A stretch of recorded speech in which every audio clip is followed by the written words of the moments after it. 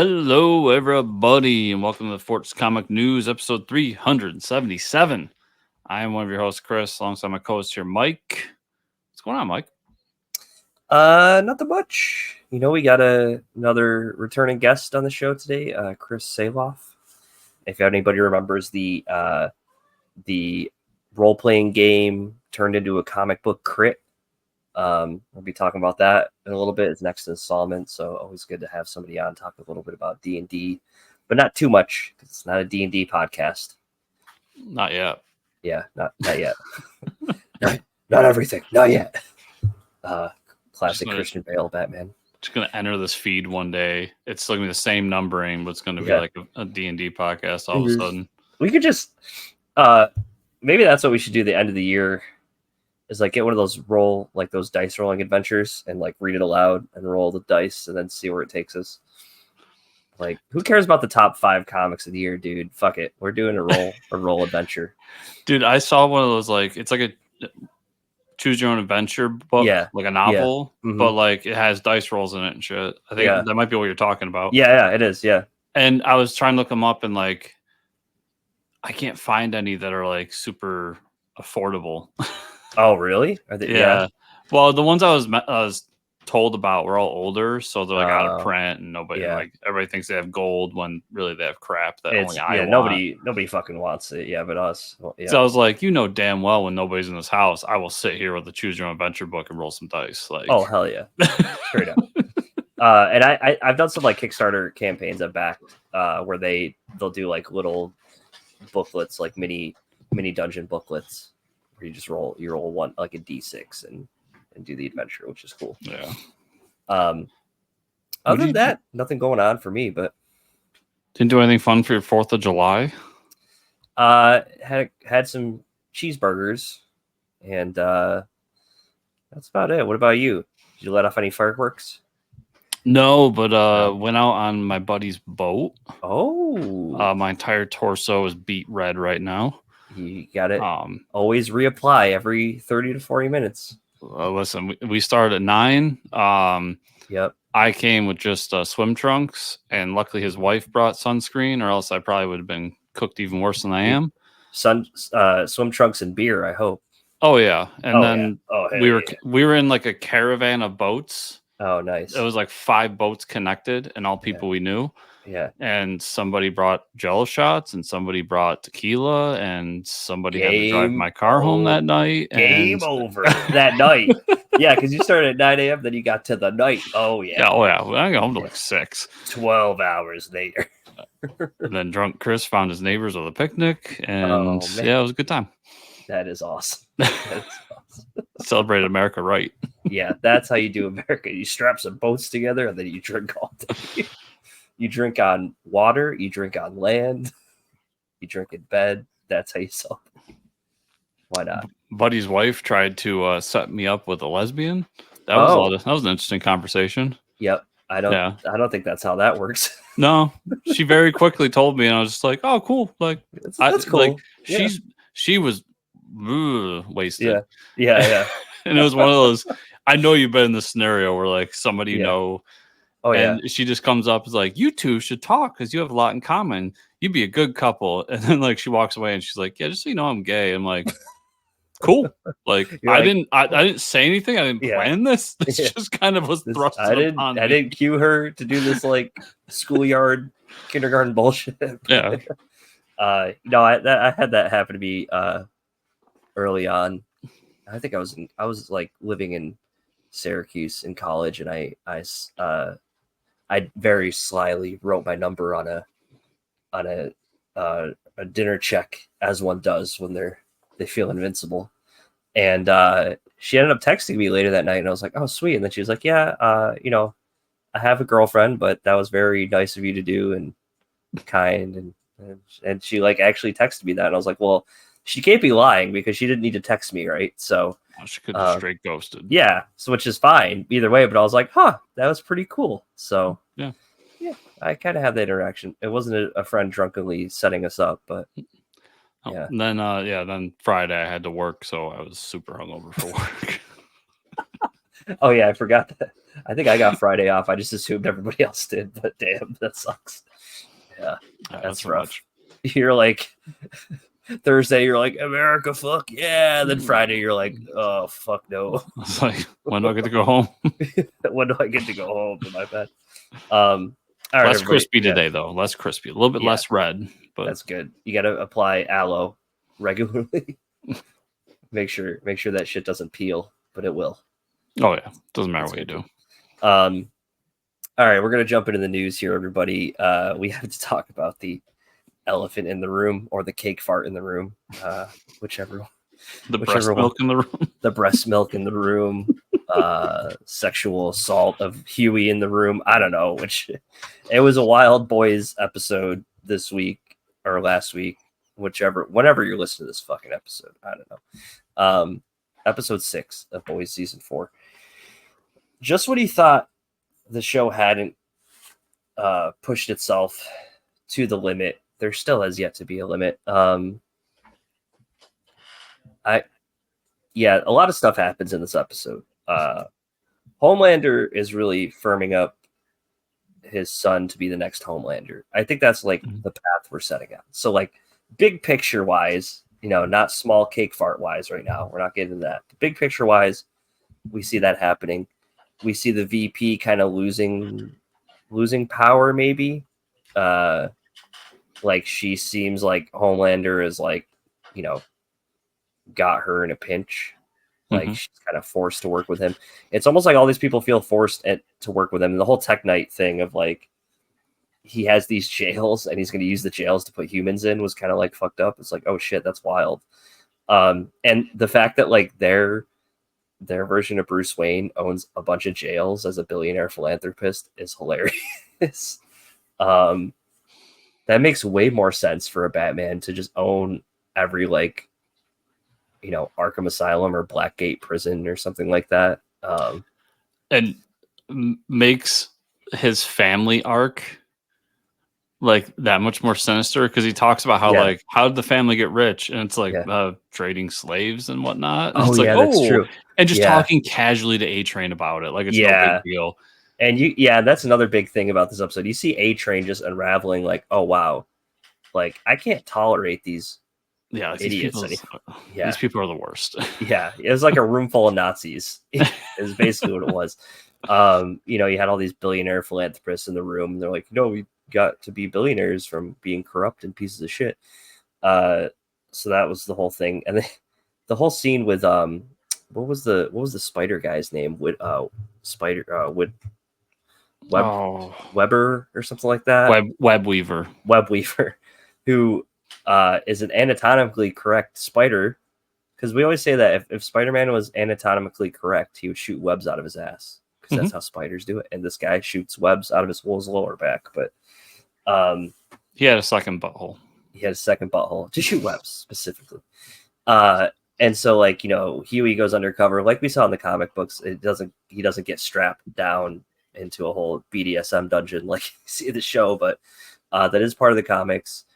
And yeah, I mean, the whole scene of just like, so the cake fart thing is like a reference to an old viral porn video. I was talking to Chris about this from like 10 years ago. Everybody from Pat's Flashbacks walked in an apartment once and was like, cake farts. And we're all like, what? And yeah, if you Google it, you pull it up, and it's just a video of a lady farting on cakes, the exact same looking cake as in this episode of The Boys. So somebody knows about it. Somebody in the writer's room was like, this is some weird shit we got to put in this episode. Never thought in my wildest dreams I would see something like that on mainstream television, but here we are, Chris. The whole like Tech Knight, quote unquote, we think he might be dead.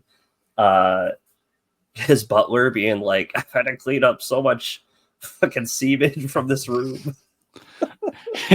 His line was human trafficking. Like he goes through all the like fucked up things Tech Knight's done. He's like, human trafficking's the line, which to be fair that's a good line. Yeah, it's a good line, but like the shit this guy's seen. Yeah. And I did have to, speaking of shit, I had to Google the definition of one of the things because he says clean up the something on the off the whatever the room, and I had to Google the word, and I'm really sad that I Googled. I don't want to explain what the definition of it is here. It's disgusting. But the like joke that this world's Batman has a bat cave and it's just like a BDSM dungeon is hilarious. With a random sidekick in a sidekick suit, in a gimp suit that helps them like drain his funds. Mm-hmm. At the end of it was crazy. Then we talked about the breast milk scene with real quick, draining his funds. It was hilarious to me because they're going through and like transferring his funds to like charities, charities, like, quote unquote woke charities. I mean, I think that's what they're going for. And the line for him where he finally is just like, okay, I'll tell you everything, is like, we're gonna send $1 million to BLM. Yeah, the Black Lives Matter. No! He's like, no, and then they sent it anyway. That was funny. When Kimiko's like, that was a great gag. Like, no matter where you stand on anything, that was a great gag. Yeah, that was amazing. Yeah. That whole scene was crazy. And then the reveal, I'm sorry, the serious reveal that Homelander's been talking to himself and not his old buddy from the war. You mean Butcher? Butcher. Butcher is talking to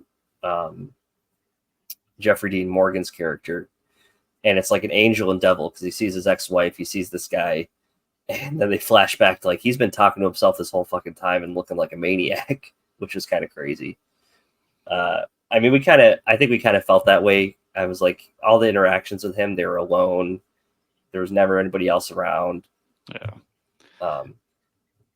And that was the callback to Gen V, where the guy who creates the serum. Yeah. And he says, like, no, we gave up on it because the one that we would need to kill Homelander would become so spreadable that it would kill every superhero. Yeah. And there's that like moment, there's that devil angel moment where like Jeffrey D. Morgan's like, who cares? Fuck them all. Yeah. His wife was just like, but that'll also kill my son. Yeah. So like that was a great like moment. We'll see where that leads to. Mm-hmm.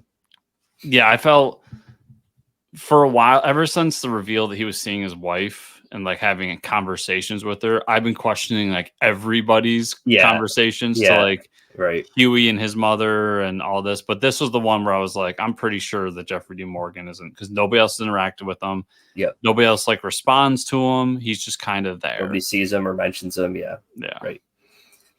Overall, crazy episode. I think we only have a couple left in the season, so I think 2. Yeah.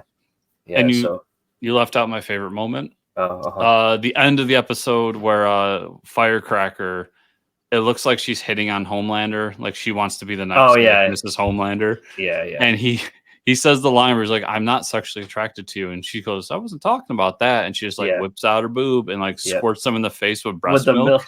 Yeah. And I just sat there. I was like, "What the fuck?" I know. Yeah, I was like, just when you thought this episode couldn't get any more fucked up. And it does get even more fucked up than that, because literally seconds later, it's Homelander like a baby just feeding off her breast. I'm like, what is going on? Well, he was doing that with the head of the Vought. Yeah, in like season 1. Yeah. This shit's crazy. So she's gonna end up dead, and then Homelander's gonna go on a rampage or something like that. Yeah, she's gonna become super important. Oh yeah. I also feel after this episode, we're heading towards the ending of The Boys, the comic, where Homelander invades the White House. It'll obviously end differently because we don't have that big reveal with Black Noir. Right. But we're definitely heading towards that being like the final conflict, and I'm here for it. Yeah. Yeah, and there's some interesting things going on with the Deep where he's like, oh, you could just be mean and evil to people and they listen to you. So there's something going on with him too, where I don't know how that's going to resolve. Did you see that a little off topic but on topic, Liquid Death, the water company, did a commercial with him? Yeah, did I send that to you? I I don't know if you sent it. I saw it somewhere, so you might. Yeah, it might have been you that sent it to me. Yeah. But yeah, it was ridiculous. So the Deep is like a sponsor or is a spokesman for the Liquid Death now. Yeah, I think that's hilarious. Yeah.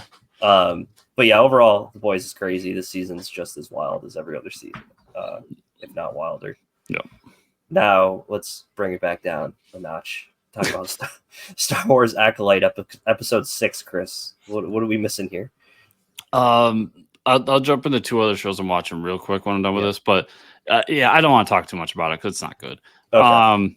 That's fine. Yeah, they turn a lightsaber into a whip. That was pretty fucking stupid. I don't understand how that works with light and whatever.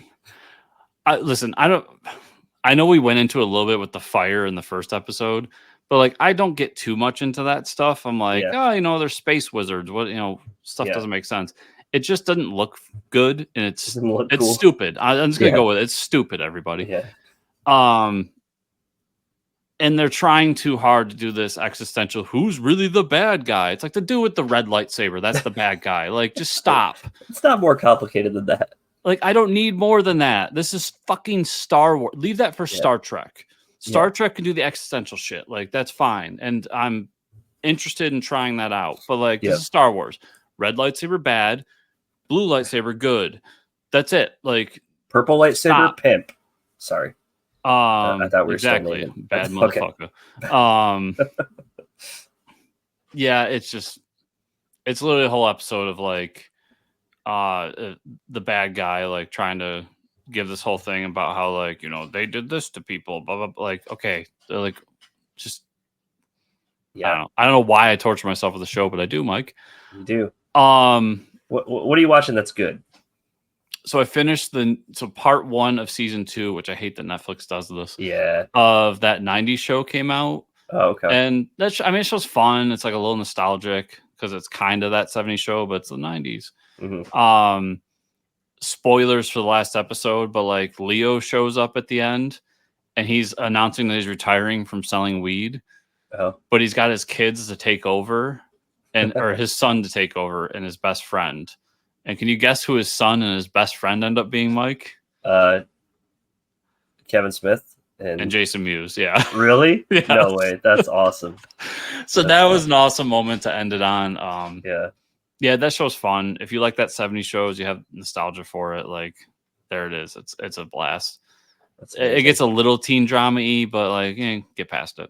Yeah. And when you really go back and watch that 70s show, that show was doing that shit too. So yeah. Mm-hmm. And then if you want to get super nerdy about football, they announced this year that, the show Hard Knocks where they follow the training camp. Mm-hmm. And 2 years ago, they did an in-season one, or they started doing in-season one. So now there was 2 versions of Hard Knocks. There was the training camp one and the one in the middle of the season. Well, now they've introduced a 3rd version of Hard Knocks, Mike. Oh, boy. And it follows a front office as they get ready for the draft and like free agency and everything. Interesting. It's super nerdy. And episode 1 dropped, and I really enjoyed that too. I'll say I like really get into that shit with football. So I watched Kaiju number 8 still. I'm still catching up on that because I love that manga. I think the anime is really good. And I like casually watched alongside as Katie was watching Sprint, which is like this documentary out about the top sprinters in the world, because we just came off the Olympic trials, and now it's actually really interesting stuff because they focus on like the top US sprinters, which is not something I'm really into. I'm sitting there playing video games and like casually watching. I'm like, oh, this is really fucking good. But it talks about like some of the new people that are up and coming, and they're trying to make it like, there's this one guy who's like the fastest guy in the world, and he's trying to make it like he dresses up like, the basketball players, like he's really flashy and is always like making bigger marks, and he's trying to make running as cool as like other sports, which is cool to see like up and like people really into it and stuff. So it's a really interesting, and it talks about like how, Jamaica, and how like there's this one camp in Jamaica where all the best runners in the world have come from, and they interview the guys and they show the camp, and it's literally just like this little patch of grass, and they're like, some of these people are running barefoot. It's like insane how they train and then go to the Olympics. So it's really cool insight into that. and how much pressure is put on these people, like immense amounts of pressure. It's insane. I'm a firm believer that you can make a documentary about anything and make it interesting. So, oh yeah. But I mean, these people are the fastest people in the world. It's pretty crazy. But that's what I checked out. That I normally wouldn't, because I figured it'd probably be better than the Acolyte. It probably is. Sorry, I had to get my last jab in there. So we do have a couple movie trailers. I didn't actually watch this Hellboy one, but I saw the images from the guy who's playing Hellboy, and it looks like Hellboy. So I do hear, Chris, that the Hellboy the Crooked Man, and we're gonna play the trailer here while I'm ranting about it. I like the idea now that we're just getting into like a Hellboy movie where the world isn't ending. It's just him going into like the creepy wooded area and like fighting some witches. Yeah, this as you watch it, you'll notice like it's less of a. I like those first two Hellboy movies. Don't get me wrong, but they're superhero movies. Right. This is a horror movie, man. Yeah. Like the vibes from it are straight horror, which is really what the comic, from what I've read of the comic, was based on a lot of this eldritch horror shit. So it makes sense that this is the way you take it. It just came as a surprise to me because all the other attempts to do Hellboy have been straight, just like, look at this superhero when he's not really a superhero. I think they really went about it really good. And it works. Like they still got all the stuff that you want out of it. You still got the big ass gun. Like to me, it looks like it's like Evil Dead with Hellboy, and I'm so here for that shit. Yeah. I thought of you immediately when I saw the trailer. I'm like, I think that's great because he's like, he's like a horror superhero. What do you think about it? It's all from Mike Mignola was obsessed with Lovecraft stuff, and I mean, you look at some of the stuff he's done over the years. It's literally him just redoing Lovecraft, and this was the character that really broke out of it. So to see this, like, yes, this stuff is in all the other Hellboy movies, people, I get it, but like when you really watch the tone of those movies, they're just not horror movies. And this one, immediately when you see that guy's neck creak and that like kind of that weird frame rate almost. They're I immediately was just like, this is a different movie altogether. They're going for horror vibes for sure. Which I think is awesome. Yeah, I compared to that last movie they did, which I didn't even I don't even think I watched the trailer of that one. Or I did. Yeah. The guy looks great, by the way. I don't know who this guy is that's playing Hellboy. We talked about it a long time ago. Did, but I think he was like a no-name actor or something, or like I didn't recognize him from anything unless I'm completely weird. It's Jack Kesey, and he was in Deadpool 2. He's been in, but he wasn't like a main guy in anything, right? I mean, he wasn't like David Harbour from Stranger Things. Well, sorry, I'm trying to. Because I feel like, I mean, when you had, who's the guy from the first one? I can't think of his name.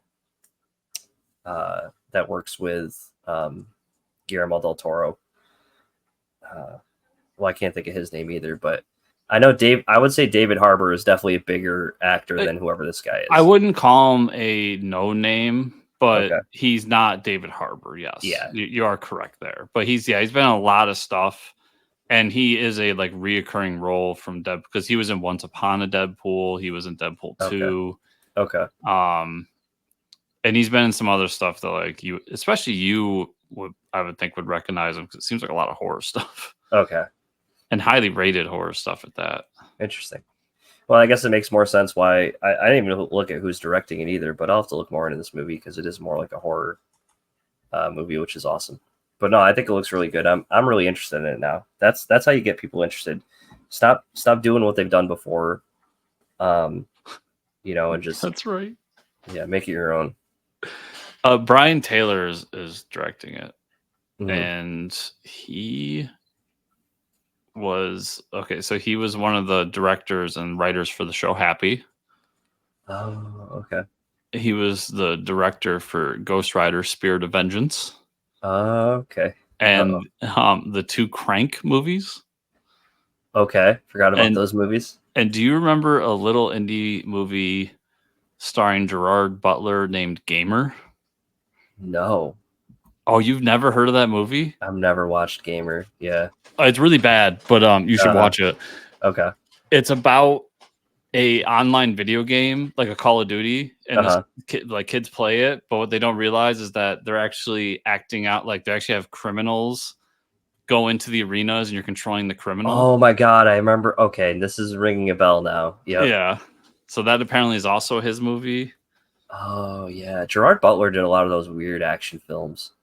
Yeah, he had a moment and it disappeared real quick. Yeah, because he chose the wrong ones. 300, and then he went to all those, like there was one about the White House being attacked. That one was pretty cool. But he just did a lot of those action movies back to back. Yeah, he had a moment where he could have been like a huge action star, but he just started choosing movies like Gamer, and it just game over. More like it. Okay, so we got. I'm excited for the Hellboy movie, hands down. Yeah, 100%. Can't wait. First trailer for Batman Ninja versus Yakuza League. So this is the second movie in this series, which is weird because they don't say it like they don't say number 2, right? They don't say Batman Ninja.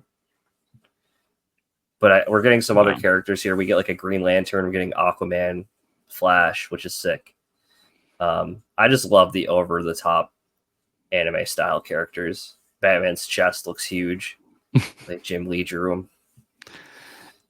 It's like I was wondering what the Yakuza League would be when we first talked about it. It's the Justice League. It's the Justice League, everybody. Yeah. I like the designs for them. I think it'll be fun. The last one was fun. Like if you really took your mind out of it, because he turns into a giant like mech moving fortress. Yeah, that was awesome. So I'm sure this one will have some of that same campy fun to it. I'm down here. I'm here for it. 100%. Yeah. I like that the Flash has that giant hat. Yeah. I don't know what it's called, but yeah. It reminds me of like Raiden. Yes. Yep. Yeah. Well, it kind of, because it's obviously like a Barry Allen Flash. Yeah. Because they're going with the more modern Justice League done for feudal Japan, but it also gives a nice little callback to Golden Age Flash with the giant hat. Oh yeah. Mm-hmm. So I thought it was a cool combo. Garrick Flash. That's cool. We'll talk about comic news, Chris.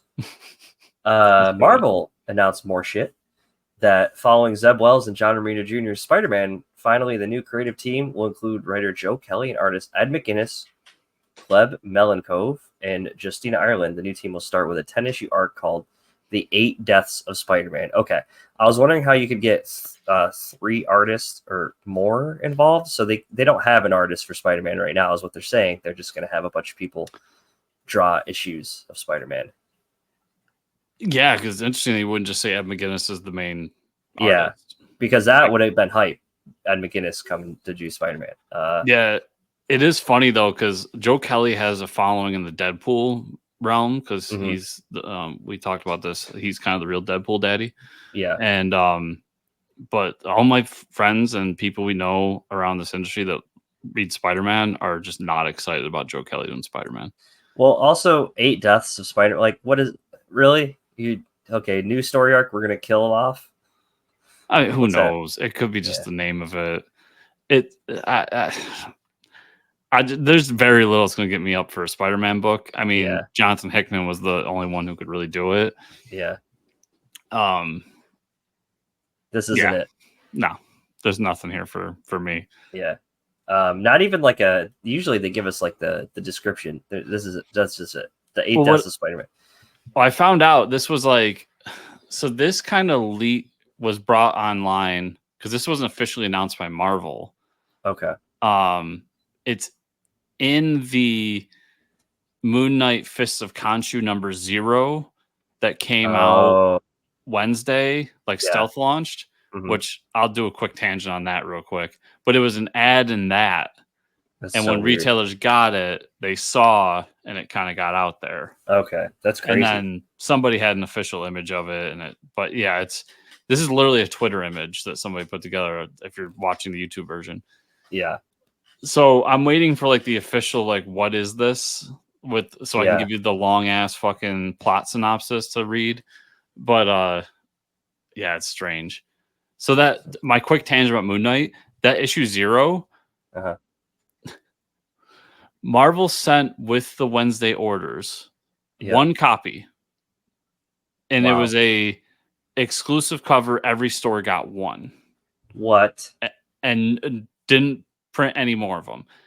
And in that copy is a press release that says you can order these this way, and they are released for July 3rd, which was last Wednesday. They got these books July 2nd. I have confirmation from 4 different stores this is what happened. What is Marvel doing? Like, what? Dude. How did they mess that up so badly? How do you not just say, okay, store A, you get this many copies of Vengeance of Moon Knight. Right. We will send you this exclusive one of whatever copy for you, the retailer, and we'll send you order 10 of Vengeance. We'll send you 10 of this number 0, so your Moon Knight people can get it on Wednesday. If you would like to order more, here's how you do it. How is that not the answer? Yeah. Especially if you're trying to like help out local comic shops. Yeah, Robert Kirkman did it. If Robert Kirkman can do it, because this is what happened with Die, if you remember. Yep. Marvel can fucking do it. So a little shame on Marvel for that one. Most people will not be getting that issue 0 until next week because of this. There's definitely some miscommunication going on between like this ad being in there and like. Well, very strange. So I think they messed it up and they meant to send the 0, the one of whatever copy, and it should have been released next week. Yeah. I think that was a big miscommunication because I guarantee this is on next week's announcements and then all of next week's Marvel Comics. And on top of that, just the fact that this number 0 is coming out because the actual series does not start until, what would we say, September or October? Yeah. Well. And apparently this issue 0 ties into Blood Hunt. Oh. So I think the final issue of Blood Hunt comes out next week or maybe 2 weeks. I don't know. But like, I don't know. Get your shit together. This whole scenario really made me mad when I was told about it. Yeah, this is just stupid. Yeah. But yeah, that's a Spider-Man. I mean, yeah. I don't know. Travis Gibb cares, I think. Yeah, probably. DC announced a new Black Label title from writer Rodney Barnes, artist Steven Subic, called Batman Full Moon. Oh boy, the first issue debuts in October, rightfully so. An ancient and supernatural force stalks the streets of Gotham. A werewolf so powerful it'll defy Batman's most trusted resources, his brilliant mind and extensive gadgetry. But are Batman's physical strength and resilience alone enough to put the creature down for good? Or will his fight strip him down to his very bones? Even powerful magical allies like Zatanna caution the Dark Knight that he may not walk away from this encounter unscathed. Yeah, Batman versus a werewolf in October. Sign me the fuck up. Yeah, I'll try it. That's like your thing. Yeah. Although I keep meaning, because Rodney Barnes writes this book, Philadelphia. Oh yeah, it's supposed to be really good. And it's vampires in Philadelphia. So like, why am I not reading this book? Right. So every time I hear his name, I just think of that book. But yeah, I mean, Batman versus a Werewolf, Black Label book. Fuck yeah, I gotta buy that. Yeah. Yeah, hell yeah.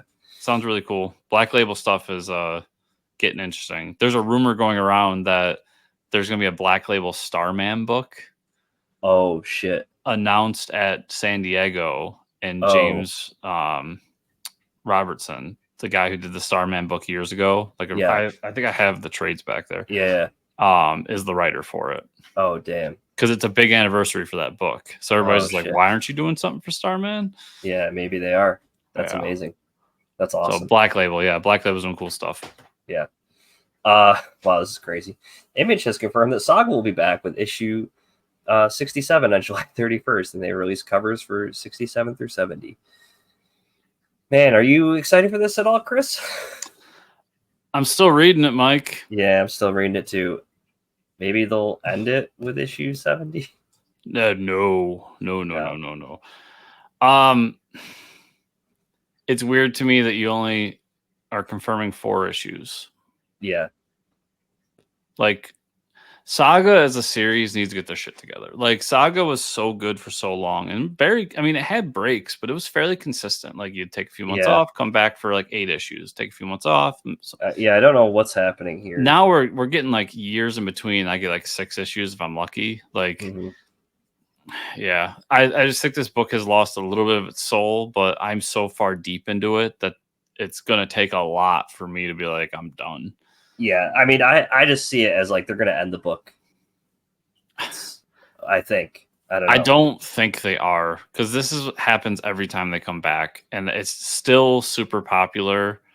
There's still people out there pretending like it hasn't lost its soul, and we'll see. I mean, how Brian K. Vaughan, I don't know how long his other books really have gone. This might be one of his longer. He usually ones. ends them at 60 issues. Does he? Yeah. He usually ends them like Why the Last Man went 60 issues. Okay. So maybe you're right then, because you're a bigger Brian K. Vaughan fan than I am. I just don't see I don't see where the ending is. Private Eye was a graphic novel. That's why they ended Saga with 60 and then we kept going. Deus Ex Machina was 40 something. Yep.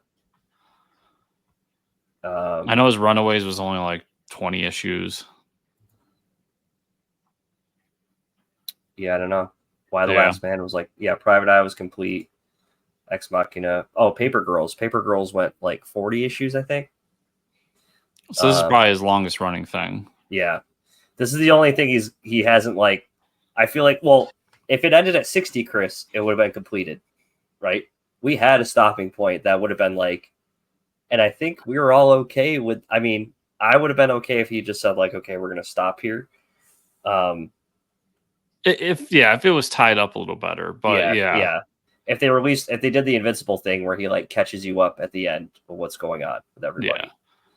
But it's also the thing that the book is about the daughter, and at the end of the day, like, we're not there yet. Yeah, I think he needs aid. I think there's gonna be a huge time jump coming up here, and the daughter's. We're gonna do a Walking Dead ending. Yeah, where like it just now the daughter is an adult, and this is what blah blah blah blah. But I don't see I don't see a real ending. No. Anywhere in the near future. So that's why I don't see 70 being the last one, but I could be way off. Yeah. We'll see. I don't know. I'm this deep in Saga. It's going to take a lot for me to stop. Yeah. During Fan Expo Denver, Ghost Machine showed covers for Jeff Johns and Ivan Reyes' upcoming series Hyde Street and a one-shot titled It Happened on Hyde Street Devour. They also said that the first issue of Hyde Street will release October 2nd, and It Happened on Hyde Street will release on October 30th.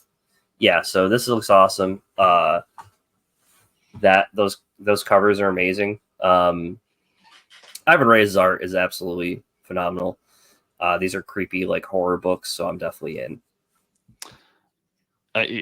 Like Ivan Reyes was my favorite DC artist until Jeff Johns like, no, you work for me now. Yep, exactly. I am tentatively excited for this because I think the Ghost Machine stuff has been really good so far. Yeah, for sure. But you're more the horror guy than I am, so I know this is much higher up your list than it would be. Yeah, this gives me like it, and when we had that whole like taste of everything, I did really enjoy this. Yeah. And it was right up the alley of like Creep Show or Tales from the Crypt, which I really enjoy. So yeah, when we got that short story, I just didn't understand what it was. Although I do know it has something to do with like. And you can tell by these covers with the X-ray specs and everything that has something to do with like comic book advertising from the 70s or whatever. But I'll be interested to at least try it. It would kind of suck to have an Ivan Reis book that I don't read, but we'll see when it comes out. It definitely gets the try, if nothing else. For sure. Yeah. And with that, let's talk about what we read this week. I read comics. The stuff I caught up on. Well, so I read Geiger 3 from the previous week. All I can say from that issue is the dog gets captured and he better not get harmed, or I'll probably not have to read this. They put the dog in some situations where like somebody tries to like rip him down the middle, and I'm like, you don't like, come on, guys. There's no way he's killing that dog. Yeah, no way. They There's no way, because we literally spent entire issues on the origin story of the dog. So that would be a dick move. Yep. And we know why the dog doesn't like libraries, which is sad. Yeah. Space Ghost #3, I thought was a good issue. They team up with a villain to rob RoboCorp, but of course the villain turns on them and they fight her off and get away. They were kind of setting up more of the big bad and why Space Ghost is like on the run from RoboCorp. They want something from him. He wants something from them. Overall, this book's been a lot of fun. The art has been fantastic. I think David's doing a great job on it. Yeah, I like how they made the one sidekick, the female, the sister. Her moment in that was really great. Like, to justify her existence in this world was really great. Yeah, it was a cool interaction. JSA #10, Chris. I just read JSA #9 the other day, by the way. Yeah, it's probably fresher in your head than it was for me when I read it fucking months ago. Okay, so this is John's. Janet on the art. Nothing bad to say about the art. He's doing a fantastic job drawing the JSA, and now also more. There's more. Oh my god, Legion of superheroes in this issue than there are JSA heroes. So last issue, we got the reveal that the guy in the GIMP mask was Mordu, a young Mordu, Mordru, whatever you say, however you say it, who grows up to be a villain for the Legion of Superheroes. Oh my god! So this issue starts right up with it's just a Legion book. I mean, it's the Legion of Superheroes talking with each other, acting like we're all caught up on like why they're interested in the JSA. So basically, Mordu talks with the JSA and says like, "Yeah, I want to be part of the JSA. I don't want to become a villain, whatever." And the Legion of Superheroes shows up to take him back, and they don't want it to happen for some reason. That's like the crux of this book. Now, inside the book, there's an amazing fight where they're trying to recruit Gentleman Ghost, and yeah, have my attention. And Gentleman Ghost is like summoning, a bunch of ghosts and shit to fight. And so the way they defeat him is Mordu like kills Hawkman and like takes his soul, his real soul, and makes Gentleman Ghost a living person. And then that's how Gentleman Ghost can't like conjure up any more spirits because he knows Hawkman's going to come back to life. But everybody's like, dude, you just fucking murdered a guy to like save the day. And they're like, yeah, but Hawkman's going to come back. Like I knew, like, so they're like, there's kind of like this moment where like Mordu's really problematic, but like it made for an epic fight. So that part of the issue is great. The part I don't understand is why the fuck is the Legion here? Because this is setting up a Legion book, Mike. We've discussed that. Which is like, I love the Legion. I love seeing them in a book, but give me a purpose for them. You haven't given me enough JSA. That's my problem. We're 10 issues in, and we're still spinning the wheels, Chris. And I haven't gotten enough of JSA to really move. As someone who enjoys the Legion and will buy a Legion book when they announce it. Me too, for sure. I get that, and it's 100% like I'm going to call it here. I've called it already. Like Jeff Johns is doing a Legion book when this is over. Like that's where this is heading. But as that side of the fan base, like even if it wasn't great, we've gotten more Legion stuff in the past, let's say 10 years than we've ever got JSA stuff. Yeah. So I get where you're coming from as a JSA fan to be like, I'm a fan of both, but like, I know you're more of a JSA fan, but also like to say I finally got a JSA book and it's just a backdoor Legion book. Yeah, where like it opens up and it's just the Legion talking to each other. I'm like, the fuck is going on here, guys? And I will circle back around to what I said when this was all announced. This is why I didn't want Jeff Johns to do a JSA book, because he's already said something on JSA. You should have given someone else a chance to do JSA. Right. Because at the end of the day, he didn't want to do JSA. He wanted to do Legion. Yeah. It's crazy. So, but it's a JSA book, so I'll continue reading it. So, I mean, there is good stuff in it. That fight with Gentleman Ghost is awesome. You're going to really enjoy it. Yeah, I'll probably read it this week. I don't know when it's ending. I have no fucking clue anymore, because I thought Is it okay? It was it was announced the 12-issue series from the beginning. Okay. So Batman 150, Zersky and Jimenez. Yeah, interesting story. It was about a thug who like knows Batman's identity and kind of like turns his life around. It was all right. Wasn't anything I was too crazy about. And then you have the backup story, which is probably more interesting to me, which is involved with Absolute Power, with the Amanda Waller event going on right now, where Batman recruits Catwoman and is like, "Yo, Waller has a mother box. You're a grand thief. We need to steal it from Waller." And I was like, "Okay, I'd like to see that story." But yeah. So it seems like that story is going to be what's continued on Batman. Yeah, and I hope I'm so. with you. Yeah. I'm here Yeah. for that. Yeah. That's one of those things, if done properly, which I have faith, is what makes a great tie-in book. Right. I thought the first half of this book sucked. Yeah, I was like, I love Zdarsky, but I think they just had to put a filler. Well, it's just strange. They could have probably made an Absolute Power book, but whatever. It's issue 150, so it's it's a bigger issue. It's okay. It's more expensive. Right. So they added $1 to it because at least they didn't go full Marvel and make it like an $8.99 book. But right. So they wanted a bigger issue, but like I don't know, the story was just, especially coming off of what we were doing prior, like how multiverse Zernar Batman, and then we get this. Yeah, and that ending, like them getting a new mansion, them doing all this stuff, being a family again, and we get that, and like that. Yeah. Like I don't. Yeah, I just thought it was bad. I thought the art wasn't great. Mm-mm. The backup story was way more interesting, and I'm really happy that that's the story we're going to move forward to. That being said, I can't wait for the event to end so I can get real Batman again. Yeah, right, exactly. Shazam 13, Campbell and Norton. Yeah, okay issue. Freddie and Mary looking for Billy in the Rock of Eternity, so they take along Tawny and the rabbit, the magical rabbit. I had to look it up because ghost stations are a thing in Philly. Mm-hmm. I didn't know that, like empty subway there. So that's cool. It's funny because the picture I Googled and I Googled ghost station and I compared it to the shot in the book of the ghost station.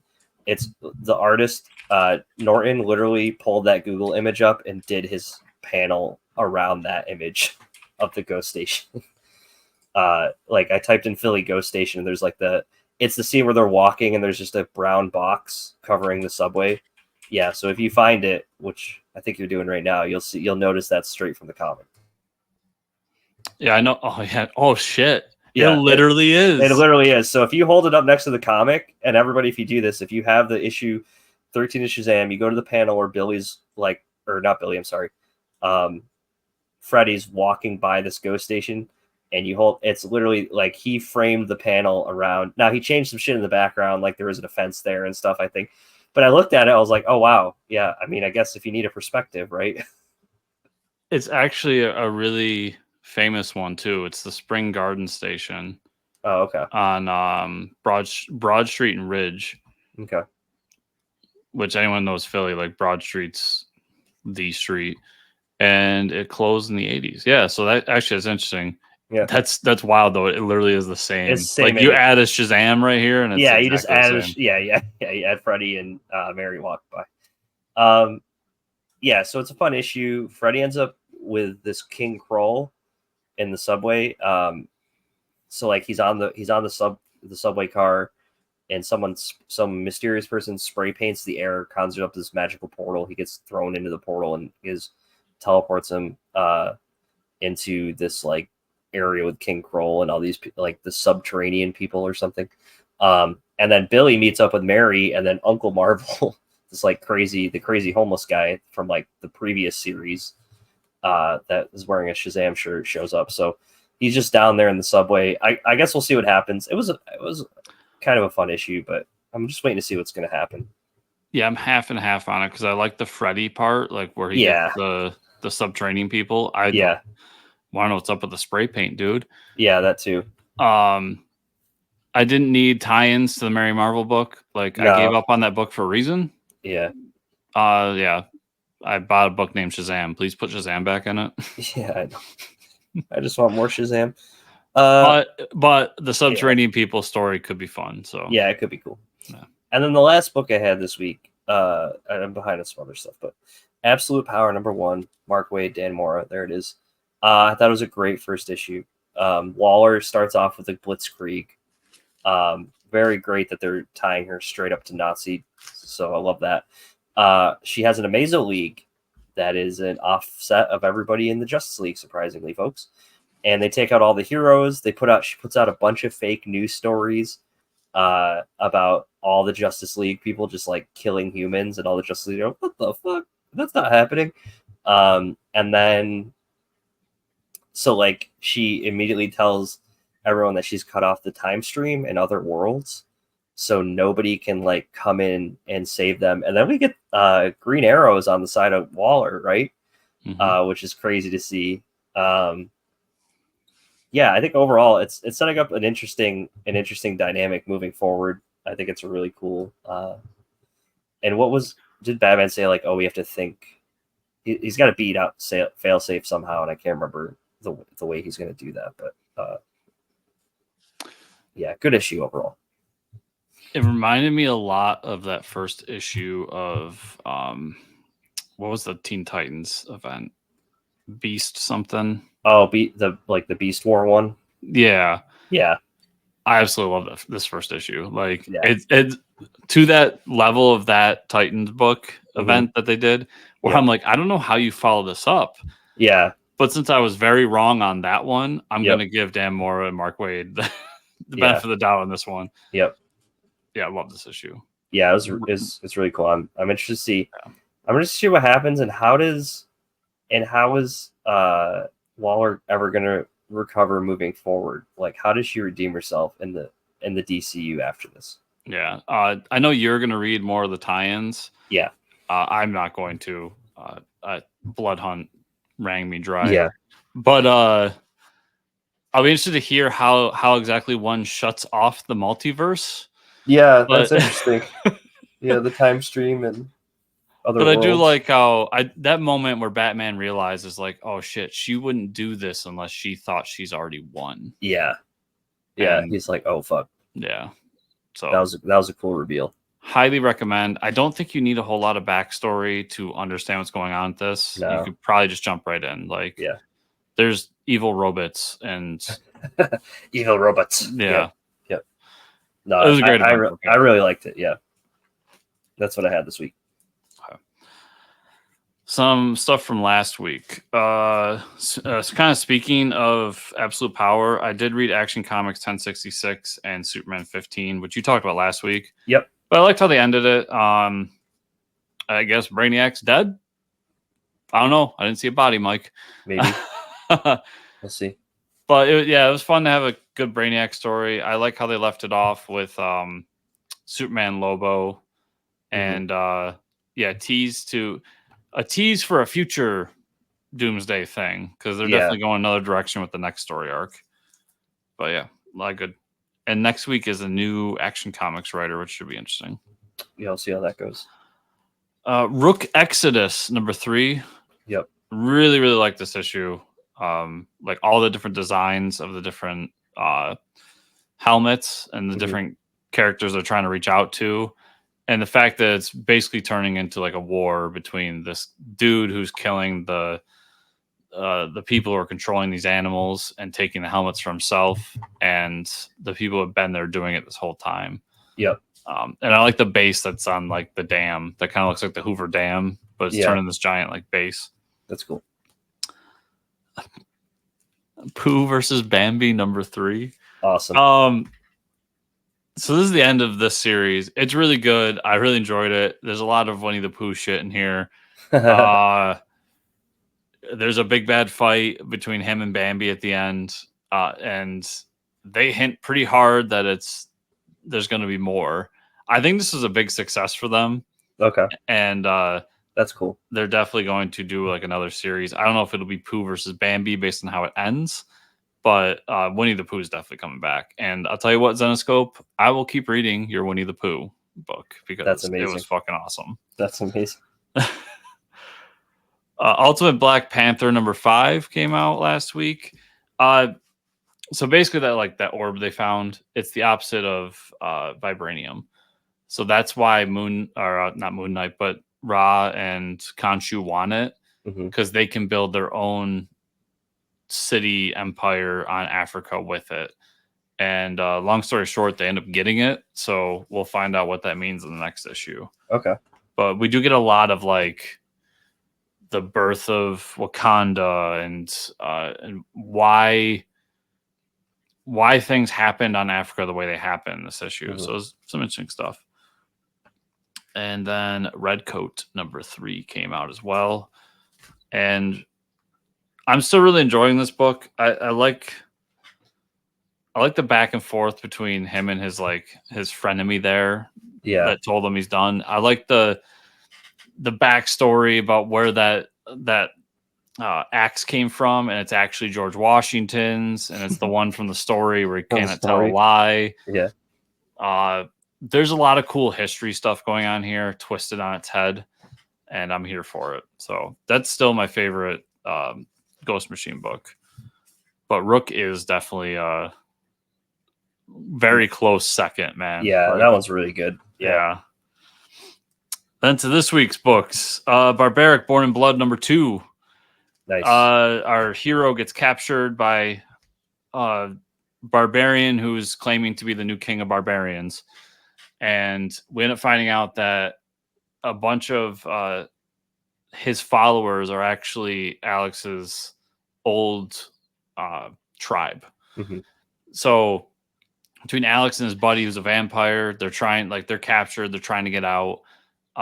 His buddy ends up challenging the king to a battle because he's like, I'm a vampire, I could take him. Yeah. And that's when we find out that this new tribe isn't just barbarians, but they're also werewolves. Sick. So we get a nice fight there. Alex escapes, and he's in on it. And it ends with him being like surrounded by werewolves. That's awesome. Fucking great book. I love this book. I'm saving that one for last. Annihilation 2099. Oh yeah. This is a whole Nova issue. We're setting up what Annihilation 29 is going to be. It was pretty good. I enjoyed it. The big twist wasn't a big surprise. Wolverine ends up being the last Nova. They hint pretty hard throughout the issue that's the case. And I'm not reading any other 29.9 stuff. So apparently Dracula has been a constant threat throughout 29.9 in these like Steve Orlando books. And he continues to be one, as he's going to be the one to bring about Annihilation. Interesting. So I'm interested to see where that goes. And hopefully it actually has an ending. It doesn't just continue to the next thing, but we'll see in 4 issues. Star Wars Inquisitors #1. Speaking of Rodney Barnes, who's writing this. I've always liked the Inquisitors. I thought they were interesting. They're a little goofy in some of the cartoons, but they're an interesting part of Star Wars lore to me. And this is all about the Grand Inquisitor trying to find this one Jedi who's, even though we've never heard of him before, Mike, he inspires hope amongst all the Jedi. He's going to be the one to restart the temple, all this stuff. And it's this real back and forth of him trying to find this person while this person's trying to escape, but also realizing his destiny to be the one to rekindle the Jedi Order even after Order 66. So if you like Star Wars stuff, you like the Inquisitors, I'm sure you'll enjoy this book. Public Domain #6 came out, and it's just not a really great issue. It's all about them trying to start Dallas Comics. The conversations that go into what happens when you take a character who is 50, 60 years old and you try to reinvent him. How do you do that? What will be acceptable? There's a lot of conversations that I thought were really well done about the difference between people in their 20s and 30s and how they view reimagining something and how somebody in their 60s or 70s would view reimagining their creation and stuff like that. And they also hint that, so there is art done by Chip in this, and there's art done by the other artist who I'm zoning on her name right now. Where when you see the comic, you see her art, or when you see like the pictures of the domain in it, you see her art. She's also doing her own book, which I forgot about, which is just the book they're creating in this book. So next week there's a book coming out called The Domain, and it's the comic they're creating in this issue. So that's nice. I think it's interesting how he's expanding it. But yeah, Public Domain's a really great book. And then I'll just end it, Mike, on your favorite frenemy book, Radiant Black, number 29 and 29.5. Yeah, I refuse to read those. I'm 180 from you. Like, really? I don't know how far you got, but I read 28 and 28.5 last week, and then I read these, and they have very much strayed away from each other. Like, they're not just reusing assets. Yeah, because the first time they did it, they were definitely reusing like. Oh, the first issue they did. Yeah. But after that, they have not done that. I'll tell you 100%. Okay. And I like the difference between the two worlds now. And I'll just say in this issue, and in 29.5, the two timelines converge. And we see a multiverse thing happen. Oh, okay, interesting. But basically, the story arc that you would think was a failure, the Cataclysm determines was a success, and vice versa. Okay. So I'm just interested to see how they bring that about and what this is going to mean moving forward. Because the one that's a failure is the more traditional superhero route. Where the one that's a success is a superhero turned into a villain almost, because he ends up killing a couple of the other Radiants and taking their power for himself. So it's just gotten really interesting. Okay. I do want the 2-issue thing to end, but I see why they're doing it now. Like, I think once you get into it, you'll see why they're doing it. So Radiant Black's good. I want to get back to the. I might have to get back into it then. Yeah. Yeah, I would recommend trying 28 and 28.5. And if you still feel the way you feel, you probably don't need to go to 29. But 29 really, like, there's a very much a left and right path. Okay. These two books. Interesting. So okay, cool. Mike, that was everything I read this week. So where can people find you on the internet? You can find me at Fortress Ricker on Twitter. Where can they find you and or the show? Find me at Fortress Chris on Twitter or at chriscomicscorner.substack.com. You can find the show at fortresscomics_ on Twitter or at fortresscomicnews.com. If you want a sports show, best ways to do are 5-star reviews on podcatchers. Like, subscribe, share, comment down below on the YouTube version of the show and the interview, and patreon.com/fortresscomics. Thank you all so much for watching and or listening this week. We'll see you all here next week.